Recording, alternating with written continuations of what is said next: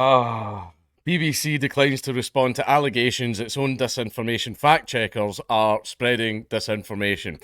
Basically, there was a misinformation podcast where they address misinformation. If anyone says, "Oh, we're going to address misinformation," it's we're very worried about true shit that kind of shatters the things that we want you to believe. We want you to be in our cult, and we're really sick of these people pointing out that we're full of shit. So we're just going to call that misinformation, and we're going to set the record straight. What credentials or anything do we have to make it seem that we are in fact the arbiters of truth? None. It's because we said so. But in this instance, it's been about Sargon. The BBC are lying about Sargon again. It's 2018 all over again. Here we go. Da, da, da, da, da. The BBC has failed to respond to allegations of spreading fake news on its new disinformation division's flagship podcast, Mariana in Conspiracyland. The BBC was given several opportunities to respond to allegations of fake news, but at the time of writing, has not. The claims concern alleged fake news spread by disinformation and social media correspondent Mariana Spring about former UKIP MEP candidate and host of the Lotus Eaters podcast, Carol Benjamin. In the very first instalment, so in the very first episode, what a great way to start, of BBC Radio 4's Mariana and Conspiracyland podcast, which detailed the supposed radicalisation of people in the sleepy town of Totnes in Western England, Spring falsely claimed that Benjamin's YouTube channel, Sargon of Akkad, is currently suspended by the platform. It is not. It has, however, been completely demonetized and removed from the algorithm. That's why Sargon had to go and make a whole new channel, because YouTube, they just throttled his channel. Although the British Conservative political commentator is currently more active on his Lotus Eaters channel, his original YouTube channel is not blocked and is still occasionally used by Benjamin. The channel was reportedly demonetised by YouTube in 2019.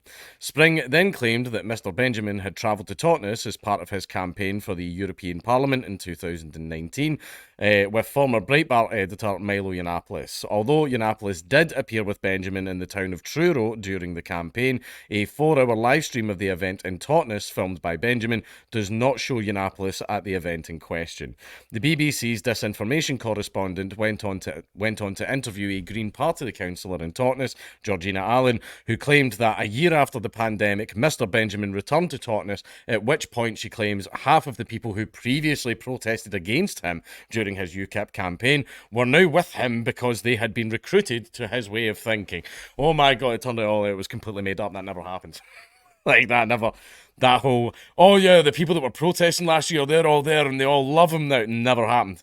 However, Mr. Benjamin firmly denies that he has ever returned to Totnes, and there does not appear to be any corroborating evidence online of him making a second appearance in the small town. And if shit tons of people had turned up and went, "Oh, we were protesting you last year, but we support you now," there would have been pictures, and trust me, Carl would have fucking streamed that. Right, he would have been there like, these people love me.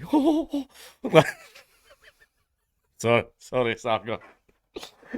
He would have streamed it. There would have been pictures. All of that stuff would have been done, right? However, there was none because the event never fucking happened. And here's the tweet for Carol. I am disappointed to learn that Mariana Spring is actively promoting disinformation about me on her podcast at about 11:50 onwards. Here is a list of the demonstrable lies she has said about me. In fact, can I show more? I'll bugger it. Bring up the Twitter then. My YouTube channel is not suspended. You can view it here. Milo Yiannopoulos was not with me in Totnes. I have never sent a rape threat.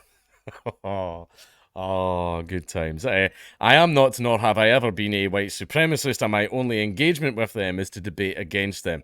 My engagement with them is sometimes we play Warzone. I have not returned to Totnes since my one and only visit. As I did not have a return visit to Totnes, half the town did not turn out to support me because they had been, quote, radicalised. It's actually quite shocking just how extreme Marina's disinformation is. These are completely fabricated statements which have no grounds in reality. One might think that the BBC would be more concerned about honesty. Oh, Carol. I have placed a complaint with both the BBC and Ofcom. Nothing will happen. Nothing will happen with that. In fact, this is just going to talk about it now. The former UKIP candidate also denied allegations made by Spring that he had made rape threats, which he noted on his Lotus Eaters podcast this week, is a criminal offence in England and therefore would have resulted in criminal charges if police determined that he had made such a threat. And I know that Carol did get like a knock on the door. He did get a knock at the door for that, but it was clearly a non-rape threat. He says, "I wouldn't even rape you." He said he wouldn't. He said he wouldn't do it. It's likely that Spring was referencing a controversial joke made by Benjamin about Labour MP Jess Phillips, whom he said he wouldn't even rape. And this was the funny thing about that entire situation is at the time when he made the joke, Jess Phillips went on TV going, "I didn't really care. I just went in the garden and played with my children." And that was her, right? She said that on TV, on the news. And then when Carol started running for in the MEP elections, then she came back up going, "I was distraught, I was threatened, and it was absolutely terrible." And then all of us were just like, "Bitch, do you forget this? You're just making shit up now because you want to damage his campaign." I mean, know that you needed to. Oh, we got lots of votes, didn't we, boy? Hell yeah. I'd have tried harder if you didn't put me fourth in the fucking list. But anyway, tactless as the jokes may have been, there was a police investigation and no charges were ever brought forward. Benjamin also refuted claims made by the BBC verified correspondent of engagement with white supremacists, an assertion which she did not support with evidence in her podcast. The Lotus Eaters host said that in response to the alleged disinformation spread about him, he had filed complaints with broadcasting regulator Ofcom and the BBC. I was going to say, what's the name? Ipso are the one that I've had dealings with, where even when you identify absolute, complete, flagrant breaking of the rules, Ipso never side with you. Ipso, it turns out, are actually bought off by newspapers. Ipso's a fake organisation. I'm going to try and get a job there. Getting 6 figures a year to sit there and do literally nothing. Hell yeah. Hell yeah, I would work for Ipso. However, BBC themselves and Ofcom, I don't know how they work, so I've no experience with them. In a statement provided to Breitbart London, Mr. Benjamin said, "I'm rather shocked about all this, to be honest." I mean, I'm not. The BBC lying about you. Shut up, Carl. What do you mean you're shocked? Not that the BBC would lie about me or anyone else. Sorry, okay, I should have kept reading. But about the scale and brazenness of the lie. Usually they lie by omission, which allows them to use literal truths to tell an untrue story by excluding key facts which change the character of the tale. This allows for a degree of plausible deniability. However, in this case, they have completely fabricated an event for which there is no evidence.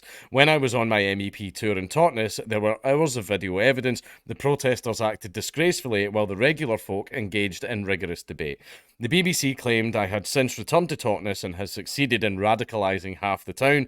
This second visit never occurred. I have not been to Totnes since, and there was no mass demonstration there in my favour, nor would they be radicals if there had been. The BBC has invented a boogeyman to sustain a fever dream narrative on a subject about which many reasonable people have many reasonable concerns.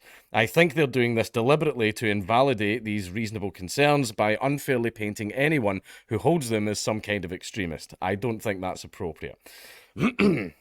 Yeah, basically it's left-wing people lying. That's exactly what it is. Despite being accused of spreading disinformation on the very podcast meant to dispel disinformation, the BBC and Mariana Spring have failed to respond to multiple emails from Breitbart London.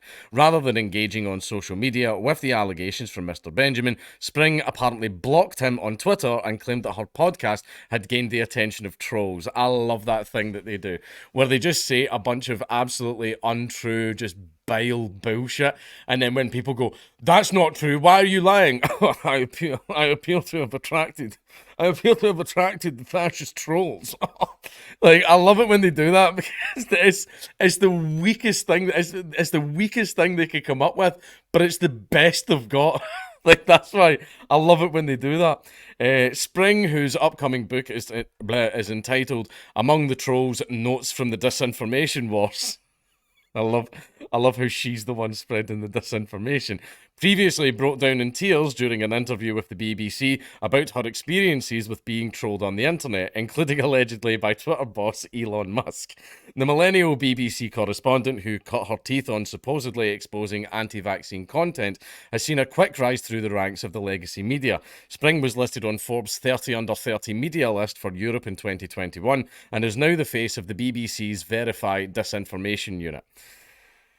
Pain in the hole, what's this? The trolling in response to this, including misogynistic slurs, threatening and hateful messages, are just more proof of why investigating this is so important. Welcome, trolls, and stay tuned for my latest Radio 4 podcast. It's like, yeah, I know I'm lying about you. I know you're mad about it, and I'm just going to keep lying about you. Why are these people mad I'm lying about them? Like, I swear to God. Following the launch of the division, the public broadcaster received heavy criticism, with many questioning if the left liberal public broadcaster had the credibility to run such a fact-checking project. I mean, they don't. They're one of the biggest sources of disinformation. Spring responded to the backlash by blaming it on trolls and saying that comments on social media demonstrated the need for the BBC's disinformation division. In comments to Breitbart London, the head of Britain's oldest conservative think tank, Bow Group chairman Ben Harris-Quinney, said, "Using criticism to justify publicly funded investigations reads like a parody of a totalitarian regime." Which is, yeah, pretty true. The fact that Spring and the BBC appear to have done this with no sense of irony or self-awareness of how inappropriate these approaches are for what is supposed to be an unbiased, publicly funded media institution shows how deep the rot is. Yeah, that's completely correct. And there we are at the end of the article. But yeah, this is a tactic that we're definitely going to be seeing a lot more of in the coming years, where information that is just troublesome to the regime or the cathedral or, what have you. Information that's troublesome to them, factual or not. Most of it's factual. When it's factual, that's when they start to get really, really heavy-handed. But information that is troublesome to them, they are now going to brand it as misinformation. You are being misformed. These pesky right-wing people are trying to mislead you into their cult. When what you should do is you should join my cult. Don't listen to the other guys. Our God's the one true God. Big Xenu in the sky. That's Big Yakub. Like the one true God. Don't listen to the crazy man in the red robe. Listen to the crazy man in the blue robe. They were blue, so that means we're the good guys. Right, that's what it is. Basically, anything that is true but is a threat to the regime, that's going to be branded as misinformation. And you're going to get groups like this in podcasts. We address misinformation, whereas what they do is we're going to try and discredit factual information that is troublesome to my overlords. Tune in next week. That we are going to see an awful lot more of in the coming years.